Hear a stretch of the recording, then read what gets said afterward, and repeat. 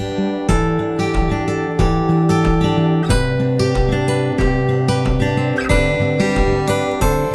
Father Robert Hendrickson, the Chief of Discipleship Initiatives at Forward Movement and the Director of the Center for Discipleship and Renewal, CEDAR, at Forward Movement.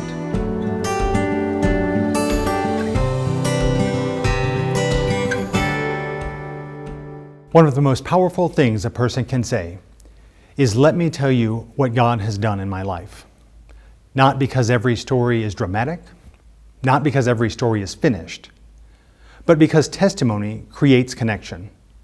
When people share honestly about grief, healing, doubt, forgiveness, addiction, loneliness, wonder, or joy, something sacred happens. Walls come down and shame loses power and hope becomes imaginable. So many people today feel unseen. They carry hidden pain, hidden questions, hidden longing. And often what opens the door to faith is not argument, but authenticity. Someone saying, "I was lost too, I struggled too, I wondered too, and somehow Christ met me there." Welcome to the Telling Our Stories course with Father Andrew Stravitz and Kristin Tovar. The Center for Discipleship and Renewal at Forward Movement is grateful to St. Michael and All Angels in Tucson, Arizona for hosting our filming, and to the Diocese of Arizona who initiated the sharing of this resource with Father Andrew at their Discipleship Days. Andrew and Kristin developed this resource with CEDAR, and we are delighted to share it with you.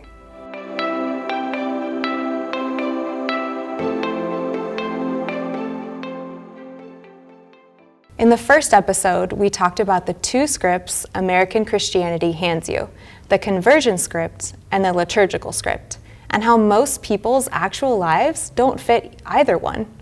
And when your life doesn't fit the script, you go quiet. We made a claim that we want to pick back up, that your life itself is a letter. It's being written, and most of it can't be read in real time. We read it looking backwards. In the second episode, we asked, who's holding the pen? And the claim was a friend, not a judge, not a coach, not a cosmic vending machine. A friend who moves toward people in three ways: confrontation, comfort, and calling. Even toward political enemies, even toward outcasts in society, even toward the ones who betrayed Jesus. This episode is the one where we stop talking about it and actually do the work. Because here's the thing nobody tells you. You can believe every word of the last two episodes and still have no idea how to read your own life. Paul writes to the church in Corinth, and this is the line this whole episode hangs on. You yourselves are our letter. You are a letter from Christ, written not with ink, but with the Spirit of the living God, not on tablets of stone, but on human hearts. Sit with the strangeness of that. You're not the reader, you're not even the writer. You're the letter, the thing being written, known and read, Paul says, by everyone. And here's the pastoral problem we keep running into. Most people are walking around as letters they've never learned to read. The handwriting is there.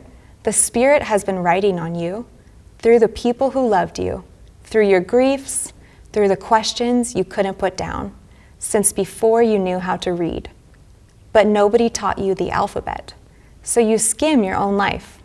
You catch a few highlights, a few wounds, a few jokes you tell to make the wounds smaller, and you call that your story. Reading your actual letter is a skill. It can be learned, and it's better learned in a room with a few other people than alone, because, and any good therapist or spiritual director will tell you this, we cannot read ourselves accurately in isolation. We need a witness. Before we read, we have to deal with the shapes. And because the scripts only allow two of them, and the third one, where most of the real story is hiding. The conversion script has a shape, and the shape is revolution. The sudden overthrow, the before and after, Paul knocked off his horse on the Damascus road. One moment, everything changes. That's a true shape. It happens to real people, but it's one shape.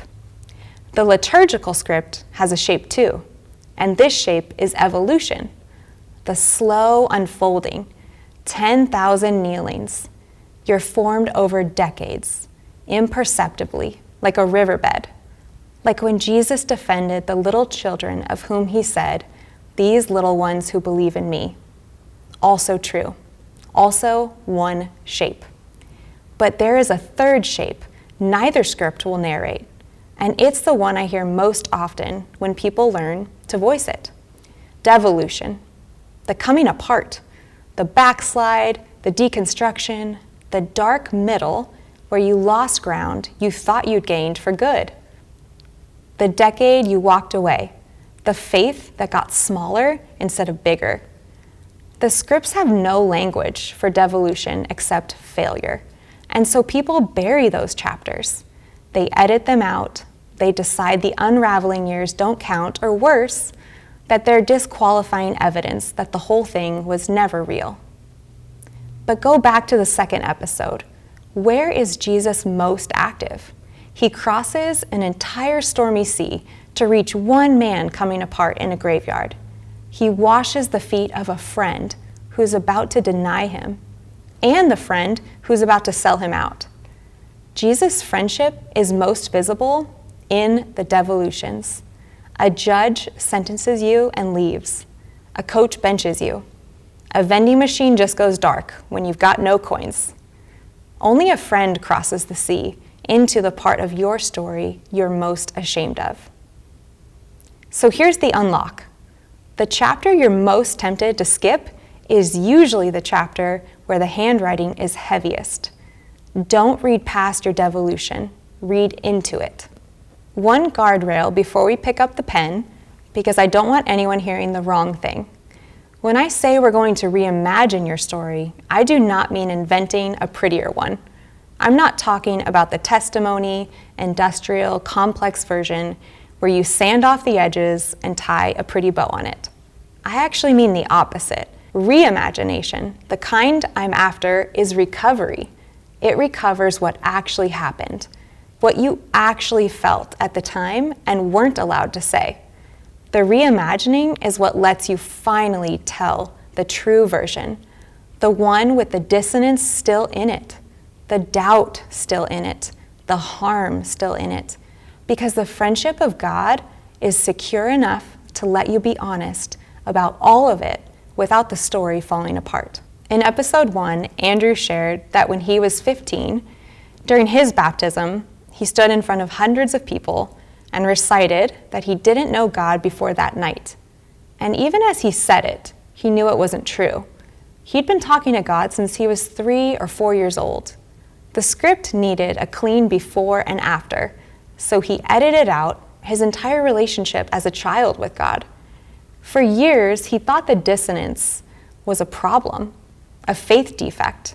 It took him a long time to reimagine that night and recover what was actually true. He wasn't meeting God for the first time. He was being asked to deny that he'd ever known God in order to fit a shape. The recovery wasn't pretty, it was just true. And the truth is where the friendship actually was. That's the work. Not a better story, a truer one. Okay, here's the method. We're going to take the same 3 motions we watched Jesus make in the last episode and turn them around. In episode 2, they were things the friend does to you. Now they become 3 lenses you read your own life through. Arrogance is the first thing a real friend has to get through, because arrogance is the self-sufficiency that says, I don't need anyone to carry me. It's also, and this one stings, often the certainty the scripts themselves handed you, the smugness of being on the right side. So the first question is, where were you sure, and love proved you wrong in a way that set you free? When did someone love you enough to tell you a hard truth, and you knew somehow that the confrontation was love? We start here because you cannot be comforted in a hurt you're too proud to admit, and you cannot be called to serve people you think you're above. There must be a confrontation first. Now that the wall's down, go to the graveyard chapters. Not the highlight reel, the fear, the loss, the devolution. The question is, When were you comforted in a way you still can't fully account for? Something came near. It didn't necessarily fix anything, it just came near and held, and validated, and soothed like a mother. Mark those moments. Those are often the heaviest ink in the whole story. This is where the story stops being only yours. 2 questions, and you need both. First, looking back, who carried something to you that you didn't have words for at the time? A grandmother, a mentor, a friend who stayed with you in the dark and didn't try to fix it. Someone doing the work of God, whether or not they used that language. Then turn it around. Whose letter are you becoming? Who are you now being called to confront in love, to comfort, to carry? Because that's the whole point. The friendship doesn't stop with you. It moves through you. You read so that you could be written onto someone else. So here's what we're actually going to do. Let's read your life 3 times, 1 pass for each movement. First pass, confrontation. Find 1 time your arrogance or your certainty got lovingly broken. Write down what happened and who was in the room. Second pass, comfort. Find 1 time you were afraid or hurt and someone or something came near and brought relief. Write down what it felt like, not just what happened. Third pass, calling. Name the time you sensed the need and desire and impulse to care for someone else. That's it. 3 scenes. You're not writing your whole life. You're finding the 3 places the handwriting is clearest. Now, a letter exists to be read. Your story exists to be told. You can either write this down or share it with someone else. A story you only keep in your own head is still half buried. The telling is where the recovery actually happens. Something settles in us when the scattered pieces finally become one coherent thing, said out loud to a face that's listening. And to the listener, be the face that listens. Don't fix it. Don't correct the theology. Don't rush them to the redemptive bow. Just receive it. One last thing, for anyone nervous about cracking this open, there's a reason telling a true coherent story of your life is one of the most healing things a human being can do. The fragments, the wound here, the grace there, the decade you lost, sit in us scattered and unintegrated, and scattered is where shame lives. When you finally lay them end to end and read them as one story held by one friend, something reorganizes.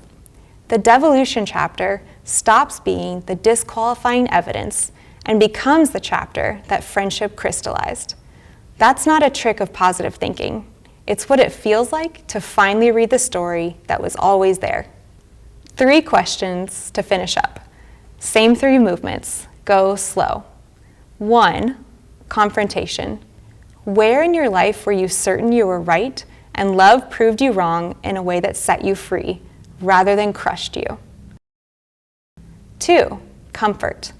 Go to a chapter you usually skip, a fear, a loss, a devolution, where someone or something came near and held you in a way you'll never forget. Finally, calling. When did you have that piercing sense that you needed to reach out and care for someone in need or resist something that was hurtful? Write them, tell them, let someone tell you their story. You are a letter from Christ, written not in ink, but by a friend who has been there the whole time, confronting, comforting, calling. The world is already reading you.